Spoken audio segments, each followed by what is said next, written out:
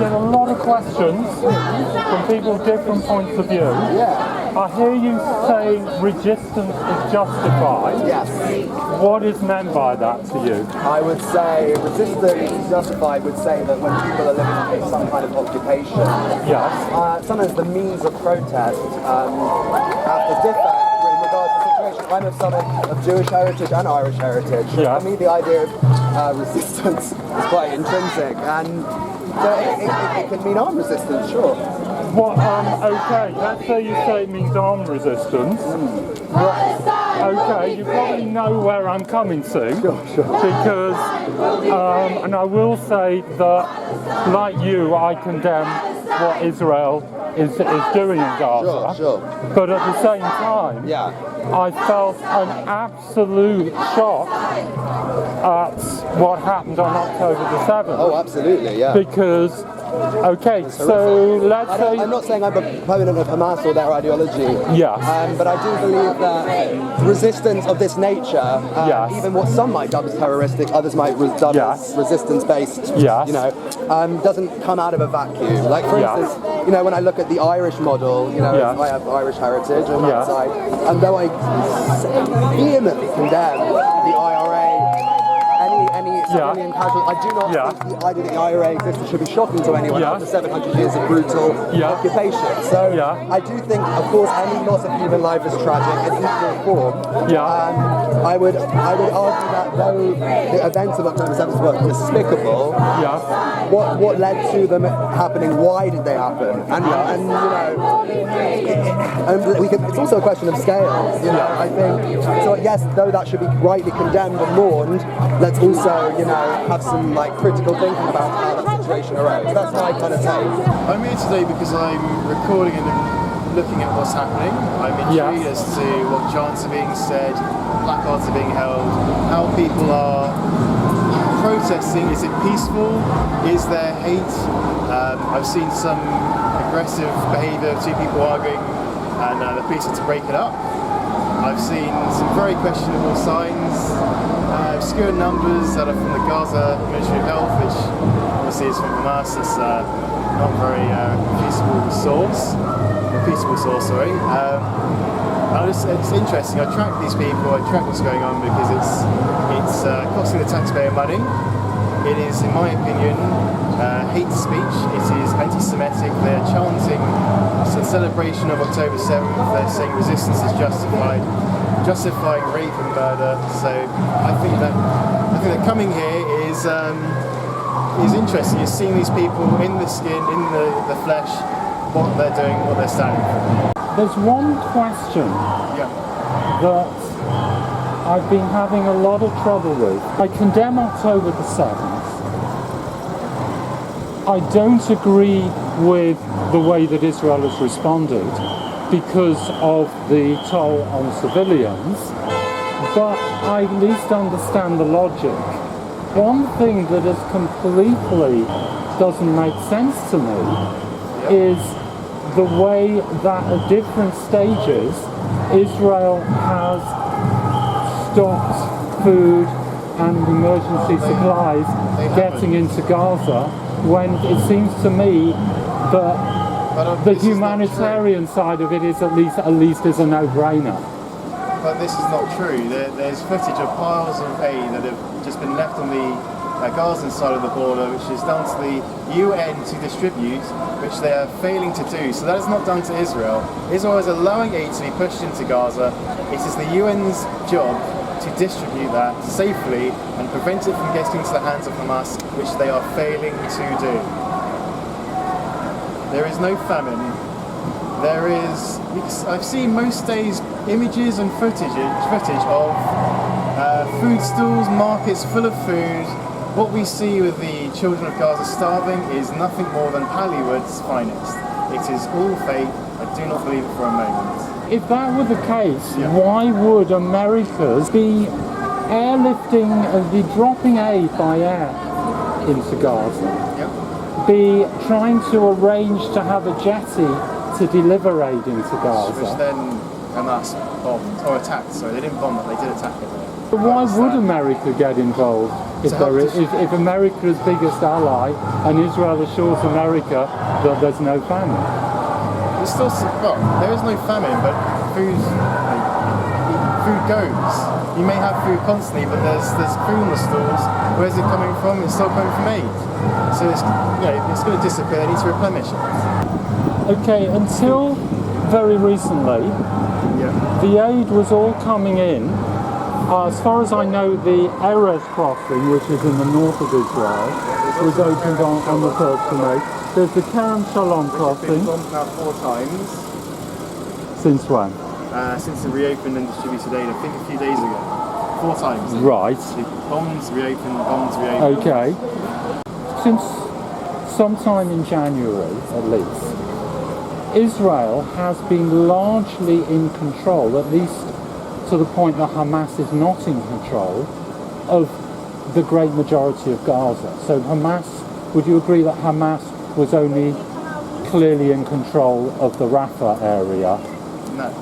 I think they will. We saw that when they ceased fire for a short period. Yes. We saw that there were militants back in Al-Shifa hospital.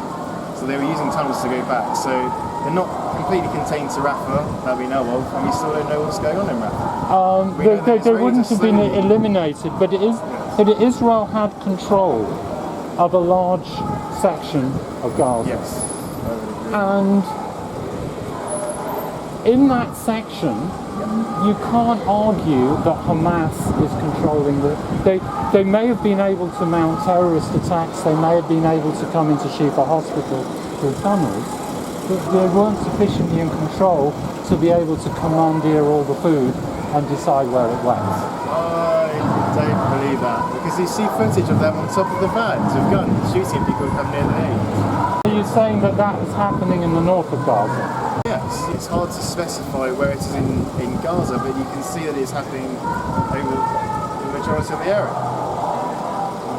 But surely there are areas that Israel has sufficient control over but there's where also they could set up food. Unsure. So they can come up at any time. That's why they're taking their time to take over Rafah. If they could, they'd go straight in. It's strategic. I've been speaking to soldiers. If they go in with one go, they can pop up in the tunnels and attack, counter-attack. It's not as easy as just going straight in. They do incredible reconnaissance to prevent civilian deaths as much as possible. And in all conflicts in the Middle East, they have the lowest civilian deaths combatant ratio, which is incredible. No one here cared about Syria. Nobody here cared about Afghanistan. Nobody here cared about Yemen. The Saudis have been bombing the shit out of Yemen for ages. Civilian casualties have been through the roof. Not one protest. We're sort of, we're defending ourselves now. Yeah. Everyone's mental. Oh my god. Genocide. Ethnic cleansing. It's all nonsense. But then, if Israel is not sufficiently in control of enough of north of Rafah to be able to operate an effective food distribution system, what have they been doing for the past 6 months? They're wiping out mass militants, wiping out military stockpiles. You see bombs go off and they drop their bombs and there's a secondary explosion. Why is that? Because it's a military weapons. All right, so we are here because there's a protest of student encampment at SOAS London against the investment of SOAS University into companies that are complicit in the genocide in Gaza. So SOAS invests in Israel? I think some companies that have their stakes there, but I can't tell you much of the details about it. You know, in the bad sense that this word has. So it's pretty clear that there cannot be a sustainable argument made that all of these people that died are Hamas combatants. But previously also South Africa bring the Israeli government to international criminal justice, but it's been thrown away in the case for genocide. That means there isn't one. Well, the case of genocide has not been thrown out. What has been thrown out was possible direct measures against the German government that has been delivering weapons to Israel. The case of genocide has not been thrown out to my knowledge, but maybe I'm wrong. How would we define genocide here? Because people often mean different things when they talk about genocide. It's a mass slaughter of innocent civilians, mostly, and I mean, even if you could mass slaughter combatants, that could also be a genocide, but in this case it's mostly civilians. What Hamas did was indiscriminate terror against Israeli civilians, and it's just as wrong as killing Palestinian civilians. If you define a genocide as mass killing, would you similarly say that October the 7th was a genocide because Hamas came over the border? It might have been smaller numbers, but there was not just a large number of people killed, but it was an intention to mass kill. I think that argument is kind of misleading. It's kind of going into somewhat of an academic debate. There's a lot of evidence of what they wanted to do and what they did, and it's quite clear that they have been more successful in that sense, which in a tragic way it's successful, than they anticipated themselves, and they have killed more people than they anticipated themselves. And there might have been some people in there that had genocidal aims or wanted to kill all Jews or whatnot. But overall, what they wanted to do was a military campaign against Israel. What do you think about people like in Sudan, Somalia, Haiti, and Yemen? They are killing more than necessary. Yeah, there are a lot of genocides around the world, and sometimes it's not a genocide or not. It doesn't really matter. Yes, but why, whenever it is Israeli, the government, doing something, most people or most countries say, oh, yes, genocide. But why they didn't say anything about in China, in Yemen, and Africa, Sudan, Somalia? A lot of people do that actually. I think there's a huge difference to this one because it's done in plain sight, and it's done very openly, and the Israeli politicians have been very open about their aims and their targets, and that they want to obliterate Gaza completely. So people have, one way or another, realized what's going on. This is a hypothetical question. If Hamas were not attacking civilian citizens in Israel, where they have party and just family vocation, if it didn't happen, then probably there is no war. Is it true? Well, it's speculation. There wouldn't have been this trigger, so to say, for this. But so do you think this was quite clearly that was what caused the war, so to say? Yeah, we can agree on that. Do you think just normal person like me and you? I'm living in my house or my flat, and suddenly I'm being attacked when I'm sleeping or I'm listening to music. What do I do to protect myself? Well, if you can defend yourself. You try to defend yourself. A lot of people that were killed did not get that chance, and this was absolutely not right, of course. Do you think that is considered as evil? No, I don't think in the categories of good and evil. It just doesn't work this way. What Hamas did was military action that was intended to achieve something, and it was not a good thing. It was to the detriment of the Palestinian people. Let's be very clear about this, right? Hamas is not an organization that brings the liberation of the Palestinian people forward. Correct. Now, if you said Hamas is organization or military organization or whatever, or fighting force. Well, that's one arm of Hamas. The rest of Hamas is not necessarily all military, but continue your question. Yeah, if it is military, why do they have to hide behind the civilian people? Why can't they? Okay, I'm going to fight with you. Come, let's go. Like a duel, for example, or be a man and a man. You saying this very common sense approach here, because I think if you want to fight, let's fight fairly. But they are not out there. They are hiding somewhere in the tunnel, hiding in the mosque, hiding in the hospital. Guerrilla tactics. It's because of their bankrupt political views and strategies. Like has been in other instances in world history, has come with a high price paid in blood by the people, these guerrillas. We think of Vietnam. There was guerrilla tactics applied by the village of Chu Chi. I'm not sure if you're familiar with it.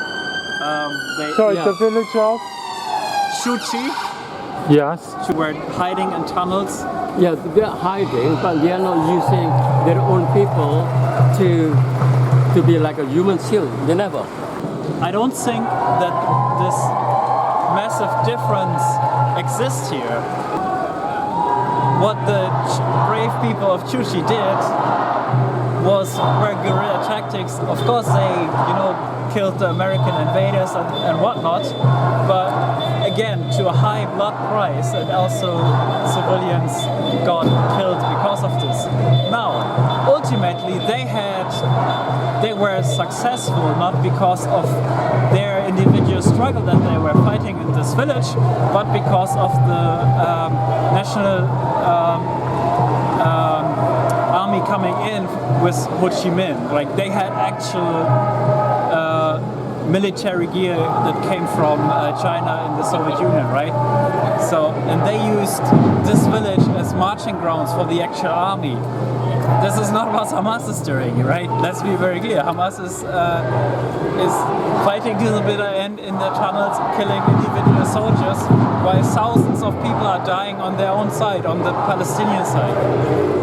And this is why this whole nationalist outlook of Hamas is bankrupt, because they have no means of achieving anything except sacrifice. And what is really needed to liberate Palestinian people is to use more powerful forces than just this individual military, So what kind of more powerful voices? We think the most powerful force on the planet is the force of the working class internationally. Yes. And we think American workers, because America is the biggest provider of weapons, American workers need to take on their government. Yes. And take on their arms manufacturers and so on to stop weapon shipments to Israel and to stop this. And the same thing needs to happen in Germany and Britain, because all these countries are providing weapons to Israel, and if this is stopped by the working classes here and abroad, then this genocide will stop. Just like there's many Muslims with many different political ideologies and backgrounds, same with Christians, there's a diverse Jewish population as well here that are with us in this struggle for freedom.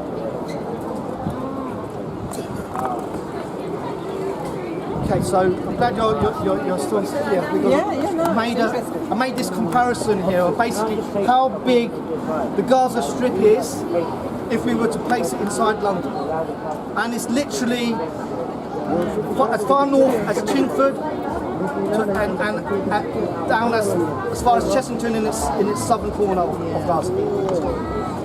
24 miles in length and about 3.5 miles in width. It's a very small strip of land, and the Israelis, the way they carry out their military operations, they have made many war crimes. Have you been there? Yes, I have. They use military equipment that is an overkill.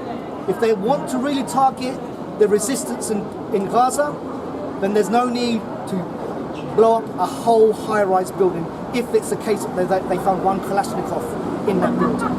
It's disproportionate. And that's why we have millions, hundreds of thousands of deaths in this tiny strip. Aid workers from the World Central Kitchen, former British soldiers assigned to protect the aid shipments in one of the refugee camps. They were systematically targeted in 3 separate vehicles after one security agent was killed, and the remaining people alive in the vehicle were moved to another vehicle. They were killed in that second vehicle, and the remaining alive were moved to the third vehicle, and they were also assassinated as well. But aid workers and journalists and hospital medical staff, they're all being targeted and killed. It's a disgusting policy of killing anything that's moving. That's why the Israelis are being brought to the International Criminal Court and the ICJ, because there are crimes that they will have to answer for. But they lost it. Sorry? South Africa lost the case. It hasn't been concluded yet. I'm going to produce a graphic which actually outlines the case against Israel. Even if it's a case that they haven't gone full-blown Nazi and started to build gas chambers, their actions indicate, and the language and their delivery and how they are polarising their population all indicates, points towards a culpable genocide. Well, if there is something similar action like Israel, for example, in Yemen, in China, in Sudan, Haiti, and somewhere else, do you call them also genocide? Yes, and not because they've been brought to court. But unfortunately, what tends to happen recently with the ICJ specifically, a lot of non-European, apart from Slobodan Milosevic, a lot of African and Asian leaders are being brought to the International Criminal Court. But Netanyahu, he will most likely be one of the first Western-aligned leaders who will face international court, where he will be most likely charged for genocide. Whether he's actually convicted would remain to be seen. ICJ was established in the 1990s, so it's a mechanism used. Obviously, what the Americans want is peace agreements between the Palestinians and Israelis happen locally. But these instruments are on the world level, just like the UN is supposed to be an instrument for change, for the betterment of countries of the world to come together in consensus. Even to yesterday, there was a consensus of Palestine being recognised as a full member state of the United Nations. I think Spain and Ireland are interested in moving forward to that recognition quite soon, aren't they? Yes. So have you heard a speech by Ambassador of Israel in the UN recently? Which ambassador? Israeli ambassador for UN. Yeah, so he recently used a prop to shred one of the UN charters in a little mini shredder. And that's his regard for international law. The Israelis will play with international law when it suits them. They played with it back in 1947 when their nation was created. But ever since then, because they've violated so many UN resolutions, they really detest the UN. Even now, they accuse the UNRWA, a UN agency for Palestinian refugees, as being a tool of Hamas. They've tried to limit their operations in Gaza. But the UN is just a tool for nations to come together to try to bring about positive change. Right? So for you, what would be the end game for between the river and the sea? I think the beginning should be peace amongst all people in the land, from the river to the sea. There will be people who will be upset because they're not going to get everything that they want, but that's life. However, if there's no justice, then there will be no peace. So the justice needs to be given. We all want justice, regardless of wherever we live in the world. No one wants to be shortchanged or have their rights taken away. Palestinians have had that for many decades. They want justice. They want to be able to return back freely. They want to be able to live freely, just like how they done. I don't understand how, that there were no walls before. Everyone was living there. Jewish people, Christian, Muslim, blah blah blah. What gave them the urge to want to wall it off and separate it all? I don't understand. Why not live how it was before? It doesn't make sense.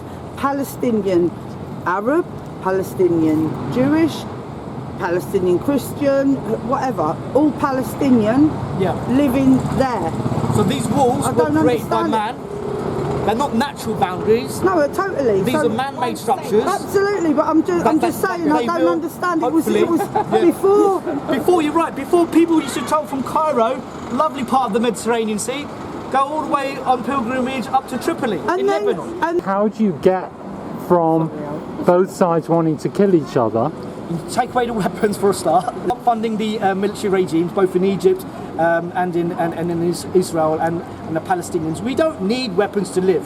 You don't need wars. You can all live in peace, wherever you are, regardless of where you are in the world, as long as you're given your rights.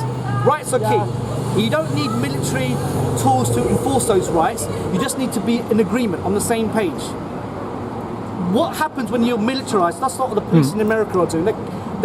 They are just subduing the right to protest, and they're using force, lethal force, that they've been trained by the Israelis. Many Israelis are trained in the American military, and they've gained a lot of recent experience from the wars that they've continuously been fighting. And that's a militarized society. Fortunately, here in Britain, we don't have that mentality. We can have encampments here in UCL. But we've learned, we don't carry arms around like the Americans do. But the same camps in the student-led camps in the States, in Colombia, they've been attacked and been forcibly removed. let's keep on here rather than encampments, right? Because this is what's going on right now. People are being killed. Yeah, so how do we help them? By speaking up, by demonstrating, by doing our little bit as citizens, free people. We've got the right to protest, we've got the right to have our word. A lot of the Palestinians don't. I just want to know, look, right, so the Palestinians, welcomed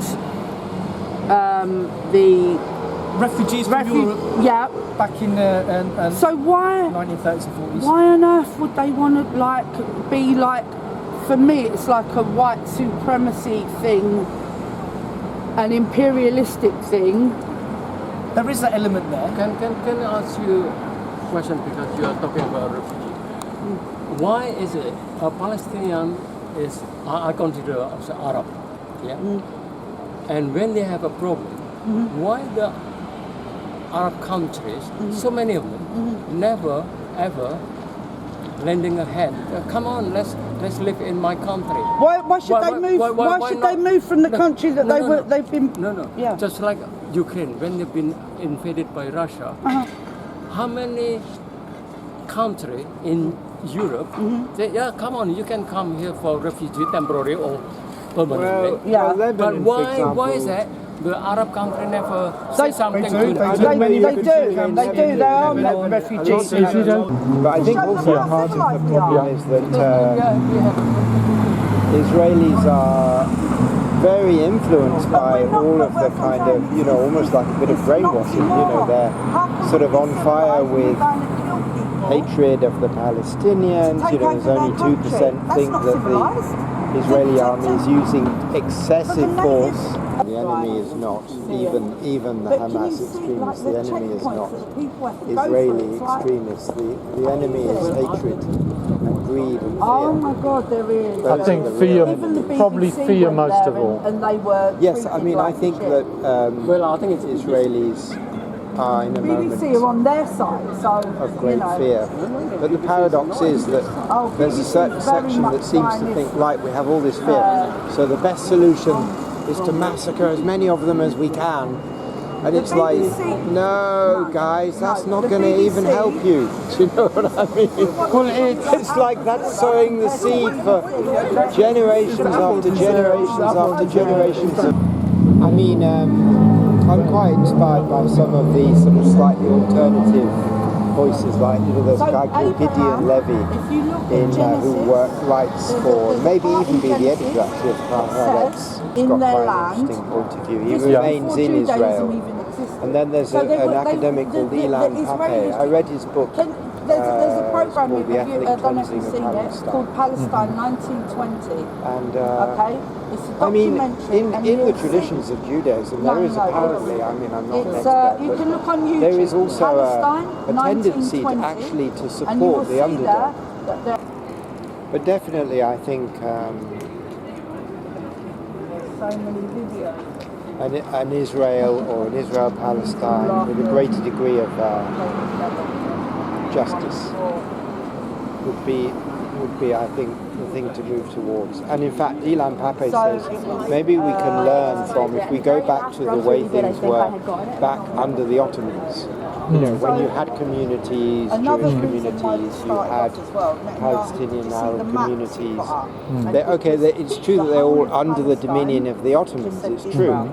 They were, as it were, imperial subjects. So it wasn't a completely natural social situation. But he thinks that if we can try and think beyond the limitations of the kind of 20th century nation-state vision and think more in terms of communities who happen to occupy the same space, he thinks that could provide a vision for the future, which is interesting. So it doesn't have to be all about this business of, borders and,